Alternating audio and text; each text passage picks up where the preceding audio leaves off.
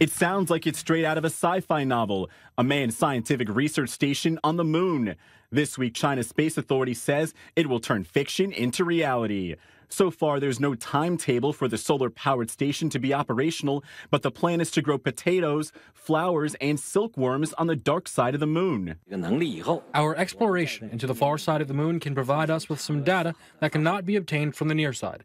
The exploration can shield radiation from the Earth and discover the deep space reflecting the real universe. The station is just one piece in an ambitious Chinese plan for space exploration. This year, Beijing plans to do something Russia, the U.S., and no other country has been able to do: land a rover on the far side of the moon. But China is a relative newcomer to the space race, putting takonauts in space for the first time in 2003.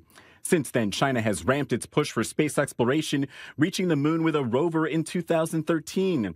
Russia and the U.S. made space history decades ago. The Russians launching the first satellite, first manned space flight, and the Soviets were the first to reach the moon with a spacecraft in 1966. Liftoff. We have a liftoff. But it wasn't until 1969 when the US's Apollo 11 became the first manned craft to land on the moon. The U.S. has big plans for the future as well.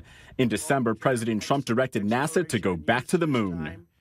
We will not only plant our flag and leave our footprint, we will establish a foundation for an eventual mission to Mars and perhaps someday to many worlds beyond. The U.S. is relying on help from the private sector for its next era of exploration. Russia is also a player in the race back to the moon. The first of 3 planned missions will launch next year.